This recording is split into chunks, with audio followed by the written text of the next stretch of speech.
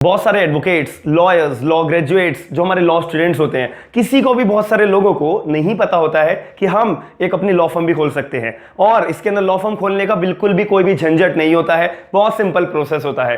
आप अगर एक अपनी लॉ फर्म खोलते हो तो आपको एक कॉर्पोरेट स्टेटस मिलता है, बहुत सारे क्लाइंट्स को पाने का बहुत आसानी से मौका मिलता है। और बहुत सारे लोग सोचते हैं कि मैं अगर इतनी उम्र का हूँ तो ही लॉ फर्म खोल पाऊंगा, ये मेरे पास इतनी रिक्वायरमेंट होती है तो ही मैं लॉ फर्म खोल पाऊंगा। बिल्कुल, आपके जो मन में कोई भी डाउट है, सारा का सारा इस वीडियो के अंदर मैं आपका सारे डाउट्स क्लियर करूंगा। बहुत सिंपल प्रोसेस है, कोई भी ज्यादा एलिजिबिलिटी नहीं है, बिल्कुल आसानी तरीके से आसान डॉक्यूमेंट्स आपके अप्लाई करोगे, आपके अप्रूव हो जाते हैं तो आपकी लॉ फर्म अपने ऑटोमेटिकली खुल जाती है।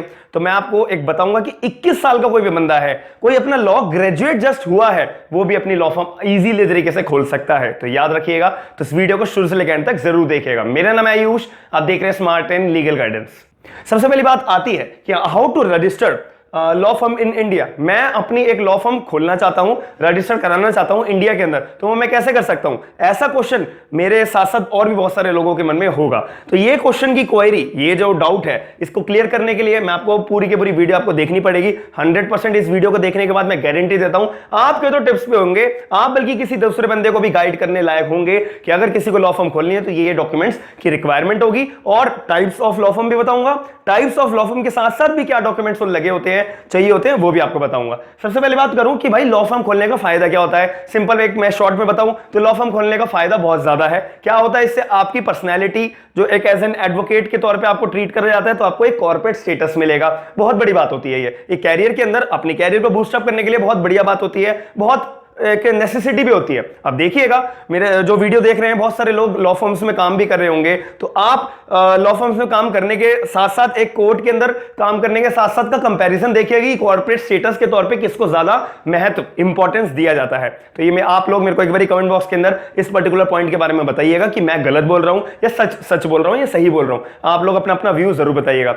दूसरी बात इसके अंदर आती है कि अब मेन रिक्वायरमेंट, भाई अगर आपको अपना सपना पूरा करना है, लॉ फर्म खोलनी है, तो उसके पहले आपको ये चीजों को ध्यान रखना चाहिए कि आपके पास ये चीजें हैं या नहीं है, तभी आप जाके दूसरे कदम पे जाओगे अपनी लॉ फर्म को रजिस्टर करने के लिए। पहली बात, आप एक सिटीजन ऑफ इंडिया होने चाहिए, आपकी मिनिमम 21 साल की उम्र कंप्लीट होनी चाहिए, यानी कि आप 21 प्लस होने चाहिए, और आपके पास लॉ की डिग्री होनी चाहिए। और वो आपकी जो लॉ की डिग्री है, जो आपने लॉ कॉलेज से करी है, वो कॉलेज आपका ये नेसेसरी है भाई, याद रखना कि आपका college bar council of India से रजिस्टर्ड हो।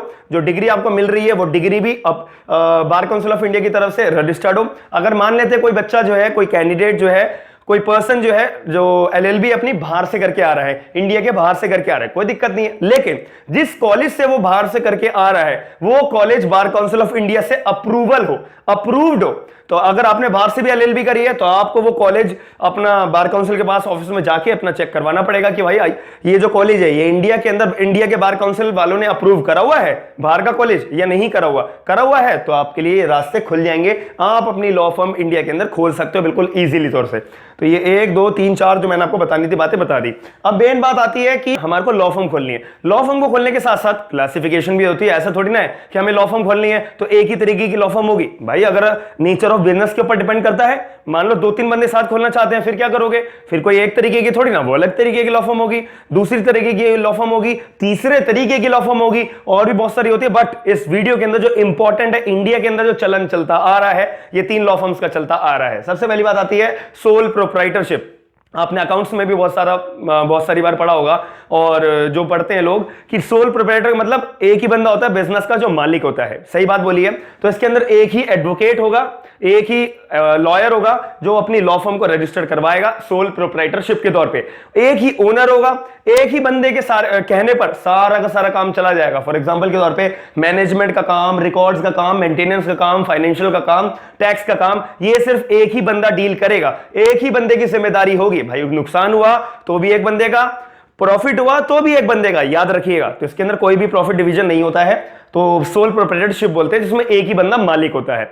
इसके अंदर डॉक्यूमेंट्स रिक्वायरमेंट की बात करूं, सबसे पहले भाई आपको शॉप एस्टैब्लिशमेंट रजिस्ट्रेशन सर्टिफिकेट करवाना पड़ेगा, पहली बात। दूसरी बात, आपको letter of CA regarding nature of business, भाई आपको किसी सीए के पास जाकर अपने एक लेटर तैयार करवाना पड़ेगा कि भाई मेरा सोल प्रोप्राइटरशिप का जो बिजनेस है मैं जो खोलना चाह रहा हूं, उस बिजनेस का एक्चुअल में नेचर क्या है, हमारा नेचर क्या है, लॉ फर्म है, तो लॉ फर्म का नेचर आपको एक सीए लेटर ऑफ सीए का आपको प्रिपेयर करवाना पड़ेगा और रेडी रखना पड़ेगा। तीसरी बात, जो आपका फर्म का लेटर हेड होता है ना, जैसे आपका फर्म का लेटर हेड होता है, आपको वो भी प्रिपेयर कराना पड़ेगा कि आपको उसमें फर्म का नाम भी हो और फर्म जहां पे आपकी लोकेटेड है, मतलब रजिस्टर्ड जो एड्रेस है वो भी इसमें स्पेसिफिकली मेंशन हो। तीसरी बात बता दी। चौथी बात, आपके पास एक स्टैंप भी होनी चाहिए, stamp having the name of proprietorship firm, जो आपकी फर्म का नाम है भाई उसके पास आपको स्टैंप भी चाहिए, कोई जब आप रजिस्टर्ड कराओगे तो वहां पे स्टैंप की बहुत ज्यादा जरूरत होती है, वो ऑन द स्पॉट मांगती है।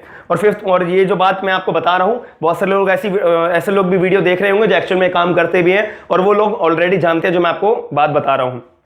फिफ्थ पॉइंट की बात करूं, address and ID proof of the proprietorship with the office address proof, मतलब आपका जो एक सोल प्रोप्राइटरशिप है उसका एक तो एड्रेस प्रूफ, उसका एक तो आईडी प्रूफ, और जो ओनर है उसका भी address proof with ID proof, ये भी आपके पास होनी चाहिए। ये सारे के सारे डॉक्यूमेंट्स, अगर ये 5 तरीके के डॉक्यूमेंट्स हैं, ऑटोमेटिकली आप आराम से इजीली तरीके से सोल प्रोप्राइटरशिप के तौर पे अपनी लॉ फर्म खोल सकते हो, जिसमें एक ही बंदा ओनर होगा, एक ही बंदा मालिक होगा, एक ही बंदा सारे के सारे काम मैनेज करेगा, एक ही बंदे का प्रॉफिट, एक ही बंदे का नुकसान, भाई वही जाने। अब इसके अंदर बात आती है, अब कोई दूसरा बंदा 2-3 बंदे मिलकर खोलना चाहते हैं, इसको बोलते हैं पार्टनरशिप फर्म। याद रखना, मैं एक बात इंपॉर्टेंट बता दूं, पार्टनरशिप और एलएलपी दोनों एक तरीके से सेम होती है, बस एक छोटा सा डिफरेंस होता है, वो भी मैं पहले पार्टनरशिप बता दूं फिर आपको बताऊंगा। बहुत ही ज्यादा बेसिक डिफरेंस होता है, लेकिन ये बेसिक डिफरेंस ही सबसे ज्यादा खेल बदल देता है। जब आप बिजनेस में उतरते हो, जब बंटवारा होता है, नुकसान होता है, प्रॉफिट भी होता है ना, तब ये सबसे ज्यादा दिक्कत आता है, जो मैं आपको एक पॉइंट बताने जा रहा हूं, याद रखना।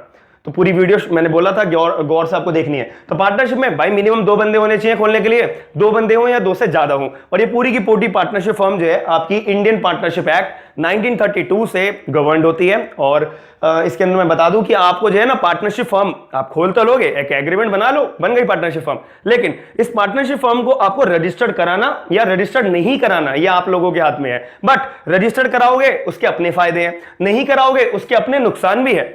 मैं नुकसान ऐसे छोटे छोटे 1-2 पॉइंट बता देता हूं, वरना तो आप पूरे इंडियन पार्टनरशिप एक्ट पढ़िएगा, मैं अगर पढ़ाने का कभी मेरा मन होगा तो मैं आपको पढ़ा दूंगा।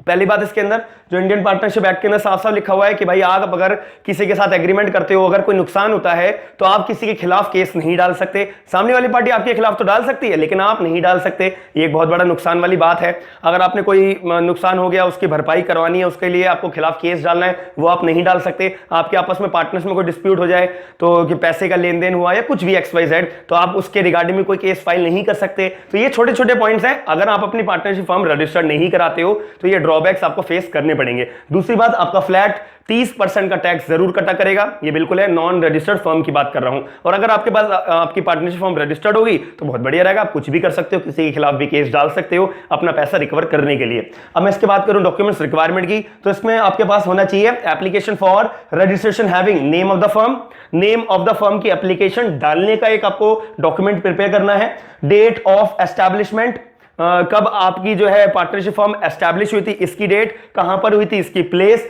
और आपके जो पार्टनर्स हैं, आप 2 लोग हो तो कब आपने एज अ पार्टनर के तौर पे पार्टनरशिप फर्म के अंदर ज्वाइन करा है, इसकी डेट, इसका मतलब विद प्रूफ। और इसके अंदर जो आपका परमानेंट एड्रेस क्या है पार्टनर्स का, हाँ, अगर हम 2 लोग पार्टनरशिप फर्म खोल रहे हैं तो हमारे जहां मैं रहता हूं परमानेंट एड्रेस मेरा घर, और जो सामने वाले मेरा दूसरा पार्टनर है उसका सामने वाले घर का एड्रेस प्रूफ, आईडी प्रूफ, ये सब कुछ डॉक्यूमेंट्स चाहिए होते हैं। और विद एफिडेविट, दोनों का एफिडेविट भी लगेगा, एक प्रिस्क्राइब फीस भी पे करनी होती है, वो भी आपको लगेगी। जब आप रजिस्टर कराओगे, जिस मर्जी से कराओ, वो आपको बता देंगे कि इतने रुपए की आपकी पार्टनरशिप का जो नेचर है उसके हिसाब से इतनी फीस का स्लैब होता है, ठीक है। दूसरी बात करूं तो certified copy of partnership agreement, भाई आपने जब पार्टनरशिप फर्म खोली है तो मैंने बोला था कि एग्रीमेंट बना लो, बस पार्टनरशिप फर्म बन जाती है, लेकिन इसका जो सर्टिफाइड कॉपी है ये भी आपको एग्रीमेंट की कॉपी अपनी देनी पड़ेगी। और इसके अंदर proof of place of address business, कि जहां पर आप अपनी पार्टनरशिप फर्म का बिजनेस चलाना चाहते हो, लॉ फर्म अपनी खोलना चाहते हो, जहां पर आप कामकाज अपने करना चाहते हो, भाई इसका जो एड्रेस है इसका कोई प्रूफ तो दोगे, बिजली का बिल, पानी का बिल, कुछ भी XYZ, तो आप वो भी देना आपको पड़ेगा। अगर ये सारे डॉक्यूमेंट्स की आप फैसिलिटी पूरी कर लेते हो, एलिजिबिलिटी पूरी कर लेते हो, तो आप अपनी पार्टनरशिप फर्म खोल सकते हो, उसको बोला जाएगा लॉ फर्म। मतलब 2 बंदों की, 3 बंदों की, 4 बंदों की, अब जितने भी मिनिमम 2 बंदे होने चाहिए, और ये इंडियन पार्टनरशिप एक्ट 1932 से गवर्नड होती है। अब मैं बात करूं आखिरी बात एलएलपी। मैंने आपको भी बोला था पार्टनरशिप फर्म और एलएलपी दोनों सेम होते हैं, लेकिन एलएलपी क्या होती है, एलएलपी आपके रजिस्टर्ड होती है पहली बात। पार्टनरशिप फर्म को रजिस्टर करना कंपलसरी नहीं है। दूसरी बात इसके अंदर आती है कि पार्टनरशिप फर्म में ना मान लेते हैं कि दो पार्टनर है ए और B, partnership firm A B partnership firm है, लॉ फर्म है, उसमें नुकसान हो गया बहुत ज्यादा, तो अब वो नुकसान की भरपाई करने के लिए दोनों पार्टनर्स ए और बी को अपना चाहे घर भी बेचना पड़े वो नुकसान चुकाना पड़ेगा। क्यों? पार्टनरशिप फर्म में होती है अनलिमिटेड लाइबिलिटी और एलएलपी में होती है लिमिटेड लाइबिलिटी, कि भाई जितना आपने पैसा लगाया है ना आप उतना ही लाइबिलिटी अपने पास मतलब झेलने वाले होंगे। ऐसा नहीं है कि आपको अपना घर बेचना पड़ेगा। तो अब नया ट्रेंड आया है, लोग ज्यादातर क्या कर रहे हैं, एलएलपी अपनी रजिस्टर्ड करा रहे हैं, एलएलपी का अपना बिजनेस खोल रहे हैं, अपनी लॉ फर्म एलएलपी के थ्रू खोल रहे हैं। तो अब ये नया ट्रेंड आया तो मैंने इसलिए आपको वीडियो के अंदर जानकारी दी है। तो एलएलपी में दो या दो से ज्यादा लोग होते हैं, मैंने आपको बता ही दिया है। और ये ना प्रोटेक्ट करता है पर्सनल असेट, जो पार्टनर्स वहां पे एलएलपी के तौर पे जुड़े होंगे, इसको बोलते हैं एलएलपी का मतलब होता है लिमिटेड लाइबिलिटी पार्टनरशिप, जहां पर आपका अनलिमिटेड लाइबिलिटी नहीं होती, जितना अपना हिस्सा हो, अब जितना आप हिस्सेदार हो, जितना अपने एग्रीमेंट में हिस्सा लिखवाया है उतना ही आप झेलोगे, उतना ही आप कमाओगे, दैट्स इट। ये सिंपल एंड सोबर बात है। इसमें आपके पर्सनल असेट्स का प्रोटेक्ट होता है। अब डॉक्यूमेंट्स की बात करूं तो डॉक्यूमेंट्स यहां पे थोड़े से ज्यादा लगते हैं और इंपॉर्टेंट डॉक्यूमेंट्स है, मिलना भी थोड़ा सा मुश्किल तो नहीं होता, ईजी होता है। अगर आपके डॉक्यूमेंट्स पक्के हैं तो किसी भी काम में दिक्कत नहीं होगी। अगर आपके डॉक्यूमेंट्स में कमी है तो आप सोल प्रोप्राइटर ले लो, पार्टनरशिप ले लो या एलएलपी ले लो, हर जगह आपको दिक्कत फेस करने को मिलेगी। लेकिन मैं एलएलपी की बात करूं तो यहां पर आपको अप्लाई करना पड़ेगा, apply for designated partner identification number, जिसको बोलते हैं DPIN। इसकी एप्लीकेशन आपको डालनी पड़ेगी, डिपिन DPIN आपको लेना पड़ेगा, पहली बात। दूसरी बात करूं apply for DSC, digital signature certificate. हर एक पार्टनर का दो या दो से ज्यादा अगर पार्टनर है तो उसके लिए आपको DSC लेना पड़ेगा। ये तो बहुत ज्यादा मैंडेटरी है, बहुत सारी वेबसाइट्स भी है, एमसीए की वेबसाइट पे जाओगे वहां पे भी अप्लाई कर सकते हो DSC के लिए, डिजिटल सिग्नेचर सर्टिफिकेट। ये तो खैर आपको पार्टनरशिप में भी चाहिए होगा, जब आप रजिस्टर करा लोगे वहां भी आपको चाहिए ही होगा। अब तीसरी बात करूं apply for unique name of LLP with MCA certificate of incorporation. इसका मतलब यह है कि भाई आपको जो अब अपनी एलएलपी खोल रहे हो तो एलएलपी का एक यूनिक नेम भी तो होगा, तो वो यूनिक नेम आपको पहले तो सर्च करना पड़ेगा एमसीए की वेबसाइट पे। अगर वो नेम मिल जाता है वो नेम रजिस्टर कराना पड़ेगा, रजिस्टर कराने के बाद मिनिस्ट्री ऑफ कॉर्पोरेट अफेयर्स से आपको जो है कॉर्पोरेशन सर्टिफिकेट ऑफ कॉर्पोरेशन का आपको इशू करवाना पड़ेगा। वो आपका अगर सर्टिफिकेट इशू होगा तो ही आपका यूनिक नेम माना जाएगा कि भाई आपके नाम पर रजिस्टर्ड हो गया है, आप एलएलपी खोल सकते हो। चौथी और आखिरी बात मैं बताऊंगा, approval from ministry of corporate affairs required to get the LLP name. वही मैंने ऊपर जो बात बताई है कि पहले तो आपको अप्लाई करना पड़ेगा अपना यूनिक नेम, जो एमसीए की वेबसाइट पे जाके देखना पड़ेगा यार जो मैं नाम देख रहा हूं क्या वो ऑलरेडी किसी ने रजिस्टर तो नहीं करा हुआ है, नहीं करा हुआ तो मेरे को दूसरा नाम चेक करना पड़ेगा, दूसरा भी तो रजिस्टर नहीं है। तो अगर कोई भी आपको जो है नाम पता पसंद आ जाता तो आपको नाम खरीदना पड़ेगा, फिर इसके बाद आपको अप्लाई करना पड़ेगा। अप्लाई करने के बाद मिनिस्ट्री ऑफ कॉर्पोरेट से आपको जो एलएलपी का नाम खोलना है वो अप्रूवल लेना पड़ेगा और सर्टिफिकेट ऑफ इनकॉर्पोरेशन आपको लेना पड़ेगा। ये सारे डॉक्यूमेंट्स का फैसिलिटीज अगर पूरी कर लेते हो, एलिजिबिलिटी पूरी कर लेते हो तो आपकी एलएलपी खुल जाएगी। लास्ट टाइम बता रहा हूं कि पार्टनरशिप और एलएलपी में फायदा ये होता है, पार्टनरशिप में अनलिमिटेड लायबिलिटी होती है, आपको अपना घर बेच के पूरा उधार चुकाना पड़ेगा, एलएलपी में नहीं, घर नहीं बेचना पड़ेगा। आपके पर्सनल जो चीज है वो अलग बात है, आपको जिस बिजनेस के अंदर जितना रेशो में आपको हायर करा गया है, आप पार्टनर के तौर पे जुड़े हो तो उतने ही आप नुकसान झेलोगे, दैट्स इट। ये एक सिंपल बात होती है। तो मैं आशा करता हूं कि आपको मैंने पूरी वीडियो के अंदर एक एक कॉन्सेप्ट बहुत अच्छे से समझा दिया है। जो लोग इंटरेस्टेड हैं और जो लोगों को कोई भी डाउट है तो आप मुझे कमेंट बॉक्स के अंदर बताना, कोई भी किसी का भी डाउट आएगा तो मैं उसको पूरा रिप्लाई जरूर करूंगा। आप मुझे कमेंट बॉक्स के अंदर अपना डाउट जरूर पूछेगा। ऐसी लेटेस्ट अपडेट्स जानने के लिए आप मेरे चैनल को सब्सक्राइब जरूर करिएगा, वीडियो को लाइक जरूर करिएगा और साथ ही में करीबी दोस्तों को अपने शेयर करके जरूर बताइएगा, क्योंकि ये बहुत इंपॉर्टेंट वीडियो है आज सभी एडवोकेट्स के लिए। ये एक बेस्ट चीज है और अपने बिजनेस को, अपने काम को, अपनी नॉलेज को एक्सपेंड करने का एक जरिया है। तो मैं आशा करता हूं कि आप जो मैंने अपडेट दी आपको पसंद आई होगी, ऐसी आप मेरे को आगे भी सपोर्ट करते रहेंगे और जिसका कोई भी डाउट हो कमेंट बॉक्स के अंदर अपना डाउट जरूर बताइएगा। थैंक यू, धन्यवाद।